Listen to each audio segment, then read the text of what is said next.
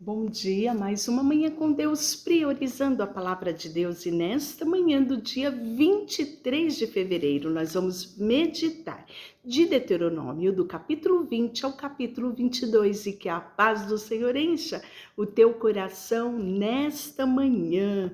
Capítulo 20, nós vamos ver a respeito das guerras, né? E esse capítulo é muito interessante, porque quando saíres a peleja contra o teu inimigo e vires cavalo, carros, o povo maior em número do que tu, não temerás, pois o Senhor teu Deus, que te fez sair da terra do Egito, está contigo. Essa é a primeira coisa que eles deveriam lembrar, não se atemorizar diante do inimigo. Quando vos achegardes à peleja, o sacerdote se adiantará e falará ao povo e dir-lhe-á: ouvi, ó Israel, hoje vos achegai à peleja contra os vossos inimigos, que não desfaleça o vosso coração. Não tenhas medo, não temais, nem vos aterrorizes diante dele, pois o Senhor vosso Deus é que vai convosco a pelejar por vós contra os vossos inimigos para vos salvar. Os oficiais falarão ao povo dizendo: qualquer homem que edificou a casa nova e ainda não a consagrou, vá, torne-se para casa, para que não morra na peleja, e outros a consagre.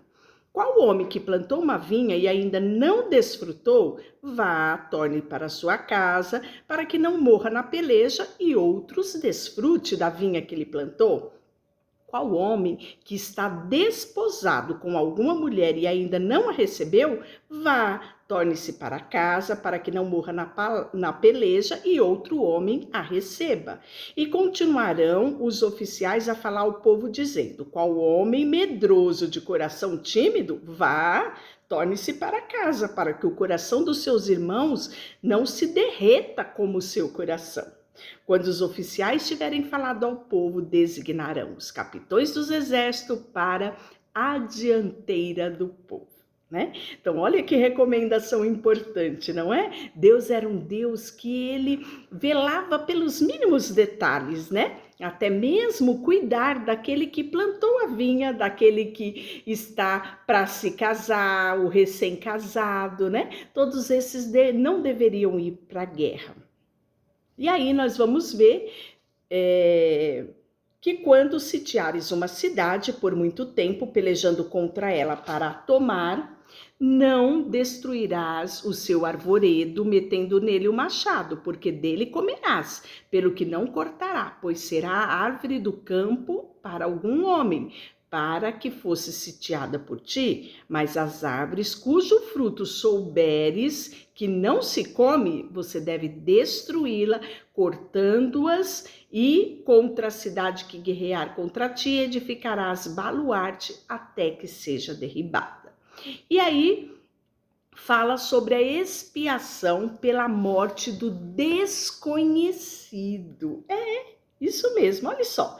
Quando na terra que te der o Senhor vosso Deus para possuí-la, achar alguém morto, caído no campo, sem que se saiba quem o matou, sairão os teus anciões, os teus juízes, medirão a distância até a cidade que estiveram em redor do morto. Os anciões da cidade mais próxima do morto tomarão uma novilha de manada que tenha trabalhado nem puxado o jugo, e a trarão ao vale das águas correntes, que não foi lavrado nem semeado, e ali naquele vale denuncarão a novilha. Chegar-se-ão os sacerdotes, filhos de Levi, porque o Senhor teu Deus escolheu para o servirem, para abençoar em nome do Senhor e por sua palavra decidirem toda demanda e todo caso de violência. Todos os anciões dessa cidade mais próxima do morto lavarão as mãos, cuja novilha desnucada no vale, e dirão: as nossas mãos não derramaram este sangue, e os nossos olhos não viram derramar. Sê propício ao teu povo Israel, que tu, ó Senhor, resgataste, e não ponhas a culpa do sangue inocente no meio do povo de Israel, e a culpa daquele sangue lhe será perdoada. Assim eliminará a culpa do sangue inocente do meio de ti, e pois farás o que é reto aos olhos do Senhor. Então, isso nós estamos falando do capítulo 21. E aí, fala também acerca da mulher prisioneira, né? Quando saíres a peleja contra os teus inimigos e o Senhor teu Deus os entregar nas mãos e tu deles levares cativo e vires entre eles uma mulher formosa que te aperfeiçoareis a ela e a quiseres tomar por mulher, então levarás para casa e ela rapará a cabeça e cortará as unhas e desperá o vestido do seu cativeiro e ficará na tua casa e chorará o seu pai e a sua mãe durante 1 mês. Depois disso, a tomarás e tu serás o seu marido e ela a sua mulher. Então, mesmo da mulher prisioneira, Deus dava o direito, né, de se preservar o luto dela, né, o choro dela, e só depois poderia ser tomada ela como esposa. Então vai falar também o direito do primogênito. Se um homem tiver 2 mulheres, uma quem ama e a outra quem aborrece, e uma e outra lhe derem filho, e o primogênito for da aborrecida, no dia em que fizer herdar os seus filhos, aquilo que possuir, não poderá dar o primogênito ao filho da amada.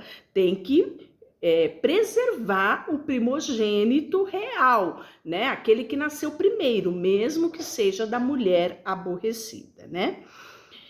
Acerca dos filhos desobedientes. Olha que interessante, se alguém tiver um filho costumaz, rebelde, ou seja, aquele que é rebelde sempre, que não obedece à voz do seu pai, da sua mãe, e ainda castigado, não lhe dá ouvidos, seu pai e a sua mão pegarão e o levarão aos anciões da cidade à sua porta. E lhes dirão: este é o nosso filho, é rebelde e é costumaz, né? Ou seja, rebelde sempre, sempre, sempre. Não dá ouvido à nossa voz e é dissoluto e beberrão. Então todos os homens da cidade o apedrejarão até que morra. Olha que sério isso, não é? Os cadáveres serão tirados, né? Se alguém houver pecado passível da pena de morte, tiver sido morto e pendurado no madeiro, e o seu cadáver não permanecerá no madeiro durante a noite, mas certamente o enterrarás no mesmo dia. E aí vai falar no capítulo 22 acerca do que se perdeu, tendo extraviado um boi, uma ovelha do teu irmão, não te furtarás a ele de restituí-lhe sem falta ao teu irmão. Se teu irmão não for teu vizinho, ou tu o não conhece, recolherás na tua casa para que fique contigo até que teu irmão o busque e tu deve restituir a ele, né? Então, falando a respeito de animais, às vezes, que saíam, né, e perambulavam. Então, o dever de você restituir a coisa alheia. E depois ele vai trazer uma recapitulação de várias leis, né? A mulher não usará roupa de homem, nem o homem veste peculiar à mulher, porque qualquer que faz tal coisa é abominável ao Senhor. Então, havia muita distinção ali, né? Das vestes de um e das vestes do outro. Se no caminho encontrares um ninho de ave, em alguma árvore ou no chão, com passarinho ou ovos, e a mãe sobre o passarinho ou sobre os ovos, não tomarás a mãe com o filhote. Né? Então, olha, até mesmo, né, o bem-estar dos animais, Deus tinha esse cuidado, né? Disse que deixará ir livremente a mãe e os filhotes, para que prolongue os teus dias, né? Quando edificares uma casa nova, far-lhe-ás um terraço, um parapeito, para que nela não se ponha a culpa do sangue se alguém de algum modo cair nela, né? Não semearás a tua vinha com 2 espécies de semente, para que não degenere o fruto da semente que semeaste na vinha. Não lavarás conjunta de boi e jumento, ou um ou outro. Não te vestirás de estofos de lã e linha juntamente, né? Então, eram vários usos, costumes, né, que se havia naquela época.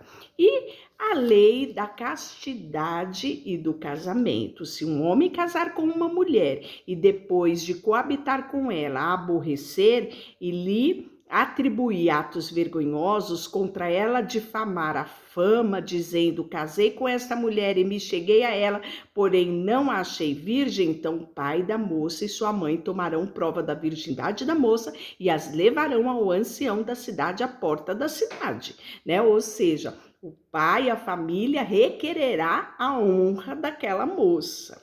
Então, tá falando a respeito desses detalhes, né, que é tão peculiar ali para eles.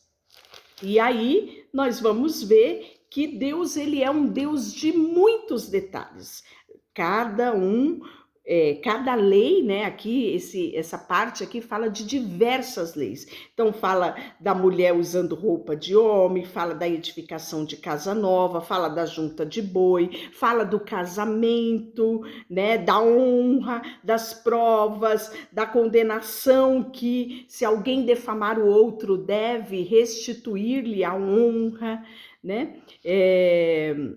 E aí nós podemos ver detalhe por detalhe, né? Coisas às vezes que hoje não é comum nos nossos dias, mas naquela época era muito importante para o povo de Israel e Deus fazia questão de deixar isto muito claro. Deixa eu orar por você. Senhor, nesta manhã queremos colocar diante de Ti o nosso coração, a nossa vida, Deus. Nós queremos, sabe, como o Senhor foi um Deus de detalhe ali para o povo de Israel, nós queremos também nos dias de hoje, papai, sabermos qual é a Tua vontade e obedecermos as Tuas vontades, porque sabemos, papai, que longos dias desfrutaremos e nos sairemos bem aqui nessa terra, se assim observarmos os Teus mandamentos.